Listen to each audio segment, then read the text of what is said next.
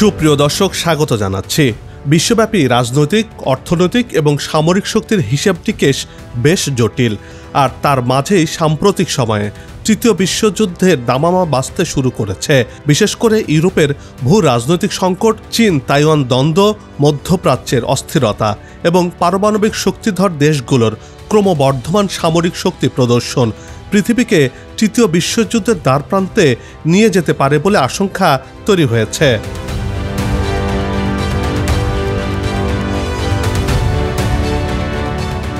ফলে স্বাভাবিকভাবেই হিসাব চলে আসে সামরিক শক্তিতে কোন দেশ কত শক্তিশালী, কোন দেশ কত নম্বরে রয়েছে।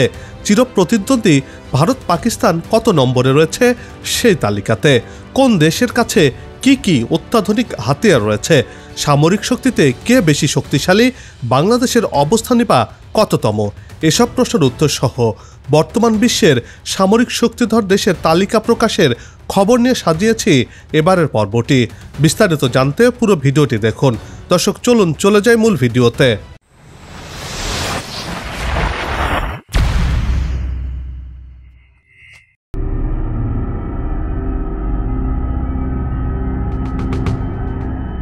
বর্তমান বিশ্বের ভূ রাজনৈতিক প্রেক্ষাপট অত্যন্ত জটিল এবং অস্থির।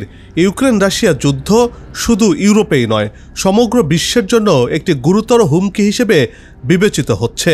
রাশিয়া ও পশ্চিমা বিশ্বের মধ্যে বিদ্যমান দ্বন্দ্বের ফলে যে বৈশ্বিক সংকট তৈরি হয়েছে, তা থেকে নতুন কোনো বড় ধরনের সংঘাতের সৃষ্টি হতে পারে বলে আশঙ্কা করা হচ্ছে।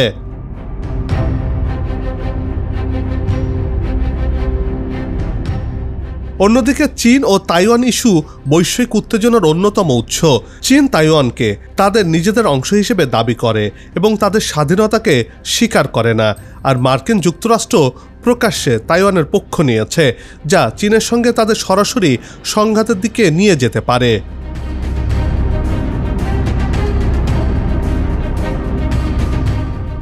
মধ্যপ্রাচ্যে অস্থিরতা চলছে, বিশেষ করে ইরান এবং ইসরায়েলের মধ্যে চলমান উত্তেজনা।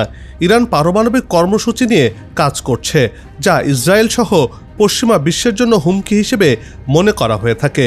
ইরান ও ইসরায়েলের মধ্যে সরাসরি যুদ্ধের সম্ভাবনা রয়েছে, যা আবার যুক্তরাষ্ট্র এবং রাশিয়ার মতো বড় শক্তিগুলোকে সংঘাতে জড়াতে নিয়ে যেতে পারে।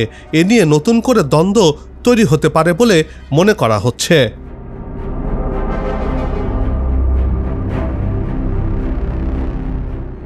আধা বৈধ ইসরায়েল রাষ্ট্র গাজায় হাজার হাজার মানুষ নিধন করেছে।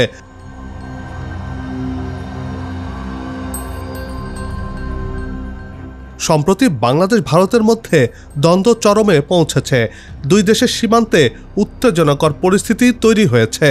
বলা চলে বর্তমানে বিশ্ব পরিস্থিতি এমন যে হিসাব নিকাশ চলছে কোন দেশের সামরিক বাহিনীর হাতে কি কি অস্ত্র রয়েছে, কেমন অস্ত্র তারা সংগ্রহের চেষ্টা করছে, এসব অস্ত্র কতটা শক্তিশালী, এমন সব নানা বিষয় নোট করে রাখছে প্রতিযোগী দেশগুলো।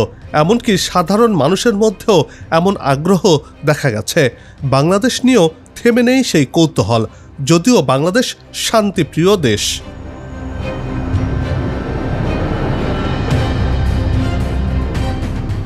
সামরিক খাত নিয়ে তথ্য সংগ্রহ এবং গবেষণা করে বিশ্বে সুপরিচিত এমন একটি প্রতিষ্ঠান গ্লোবাল ফায়ার পাওয়ার 2005 সাল থেকে প্রতি বছর বিশ্বের তাবড় শক্তিশালী দেশগুলোর সামরিক শক্তি সংক্রান্ত তালিকা তৈরি করে তা প্রকাশ করে। এটি মোট 60টি আলাদা আলাদা বিষয়কে বিচার বিশ্লেষণ করে এই তালিকা তৈরি করে গ্লোবাল ফায়ার পাওয়ার ইন্ডেক্স। এর মধ্যে অন্যতম হল সংশ্লিষ্ট রাষ্ট্রের সামরিক বাজেট, কোন দেশের কাছে কি কি অত্যাধুনিক হাতিয়ার রয়েছে। তালিকা তৈরির সময়ও সেটি খতিয়ে দেখে তারা। এবার মোট 145টি দেশকে র্যাঙ্কিং দিয়েছে এই আন্তর্জাতিক সংস্থাটি।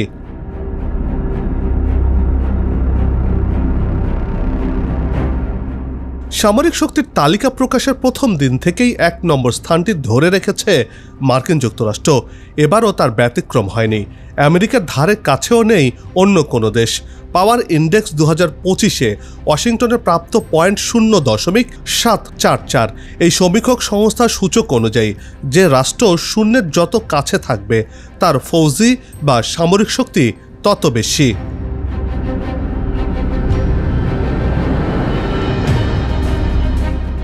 সমীক্ষকদের দাবি আমেরিকার হাতে রয়েছে 21,27,500 সেনার এক বিশাল বাহিনী। দেশের বাইরে অন্তত 100টি সেনা ঘাঁটি রয়েছে ওয়াশিংটনের। সেখান থেকে বিশ্বের যে কোনো জায়গায় আক্রমণ শানানোর ক্ষমতা রয়েছে মার্কিন যুক্তরাষ্ট্রের। 2023-24 আর্থিক বছরে প্রতিরক্ষা খাতে $75,000 কোটি খরচ করেছে আটলান্টিক পারের এই সুপার পাওয়ার।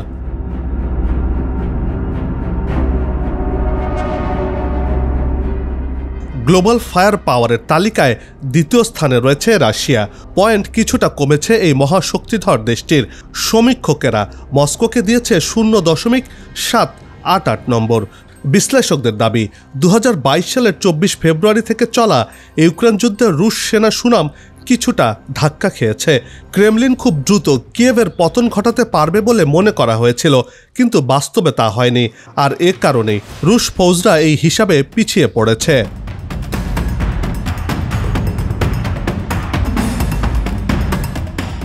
তবে বর্তমান বিশ্বের সবচেয়ে বেশি পরমাণু অস্ত্র রয়েছে রাশিয়ার কাছে। সেই সংখ্যা 5,500-এর আশেপাশে বলে জানা গেছে। তাছাড়া ইউক্রেন যুদ্ধে আন্তঃমহাদেশীয় হাইপারসনিক ক্ষেপণাস্ত্র ওরেসনিক ব্যবহার করেছে মস্কো। যুদ্ধাস্ত্রটি শব্দের প্রায় 10 গুণ গতিতে ছুটে গিয়ে নিখুঁত নিশানায় হামলা চালাতে সক্ষম। ফলে পয়েন্ট কিছুটা কমলেও তালিকায় নিজের অবস্থান ধরে রেখেছে এককালের সোভিয়েত সুপার পাওয়ার।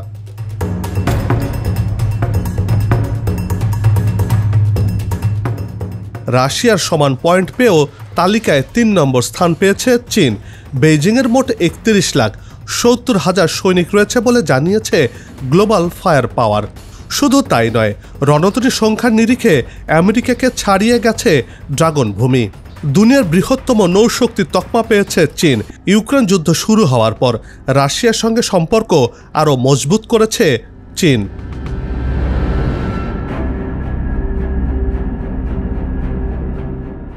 যদিও মস্কো ও বেইজিংয়ের মধ্যে সীমান্ত সংঘাত রয়েছে, গত কয়েক বছরে ড্রাগনের সেনাশক্তি বেশ কিছুটা বৃদ্ধি পেয়েছে।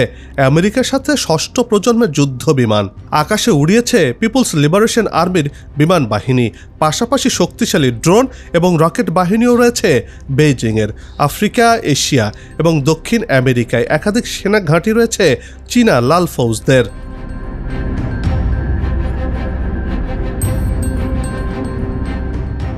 এই তালিকায় ভারত 4র্থ স্থানে রয়েছে।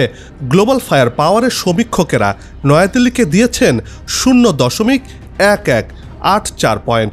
3 বাহিনী মিলিয়ে দেশটির মোট সৈন্য সংখ্যা 51,37,550 জন। এর মধ্যে শুধু স্থল বাহিনীতে রয়েছে প্রায় 12 লাখ সেনা।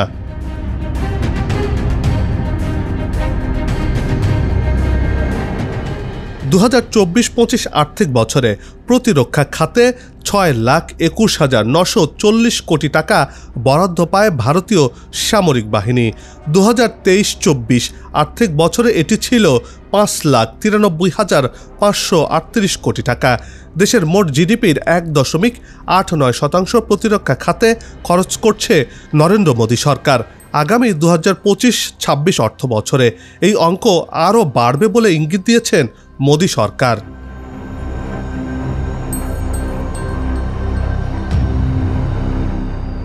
সাম্প্রতিক সময়ে ঘরের মাটিতে প্রতিরক্ষা সরঞ্জাম নির্মাণে জোর দিয়েছে ইন্ডিয়া। হাইপারসনিক ক্ষেপণাস্ত্রের সফল পরীক্ষা করেছে প্রতিরক্ষা গবেষণা সংস্থা DRDO। অত্যাধুনিক ড্রোন প্রযুক্তিতেও উন্নতি লক্ষ্য করা গেছে। ভারত মহাসাগরীয় এলাকায় শক্তি বৃদ্ধি করতে একের পর এক রণতরী এবং ডুবোজাহাজ যোগ হচ্ছে ভারতীয় নৌবাহিনীতে। পাশাপাশি সবাইকে চমকে দিয়ে পরমাণু অস্ত্রের সম্ভারও বাড়িয়েছে ইন্ডিয়া।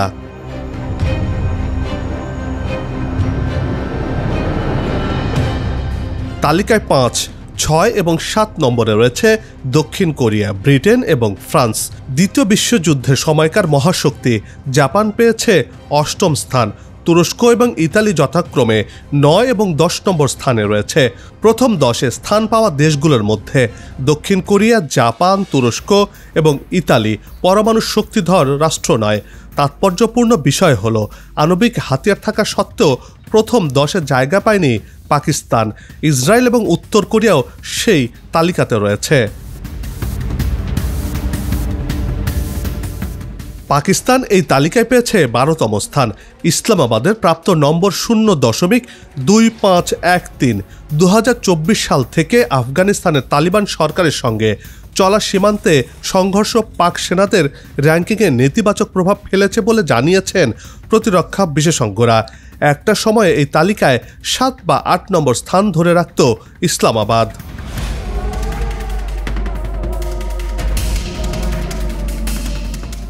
এই তালিকায় পাকিস্তানের পিছিয়ে পড়ার নেপথ্যে আরও কয়েকটি কারণের কথা বলেছেন বিশ্লেষকরা। এর মধ্যে অন্যতম হল ইসলামাবাদের আর্থিক দুরবস্থা। প্রায় দেউলিয়ার মুখে দাঁড়িয়ে রয়েছে ভারতের পশ্চিম পারের প্রতিবেশী দেশটি।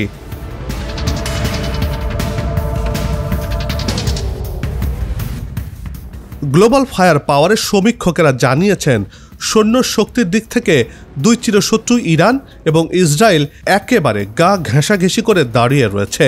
তালিকায় তেহরান রয়েছে 14 নম্বরে, তার ঠিক পরে রয়েছে তেল আভিভ।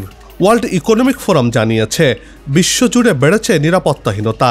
এর ফলে ভূ রাজনৈতিক সংঘাতের সংখ্যাও পাল্লা দিয়ে ঊর্ধ্বমুখী হয়েছে। 2024 সালে প্রায় 60টি সশস্ত্র সংঘর্ষের ঘটনা রেকর্ড করেছে এই আন্তর্জাতিক সংগঠন। এটি এ যাবৎকালের মধ্যে সর্বোচ্চ।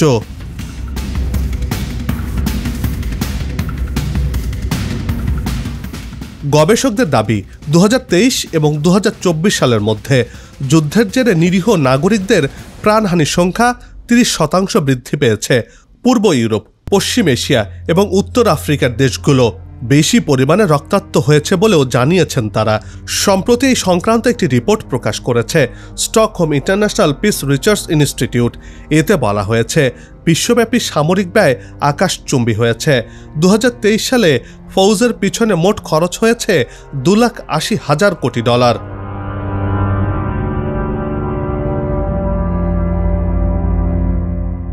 এদিকে সামরিক শক্তির বিচারে 145 দেশের মধ্যে 35তম অবস্থানে রয়েছে বাংলাদেশ। 2023 সালে এ অবস্থান ছিল 40তম। 2024 সালে বাংলাদেশ ছিল 37 নম্বরে। আগের বছরের তুলনায় 2 ধাপ, 2023 সালের তুলনায় 3 ধাপ এগিয়েছে প্রিয় বাংলাদেশ।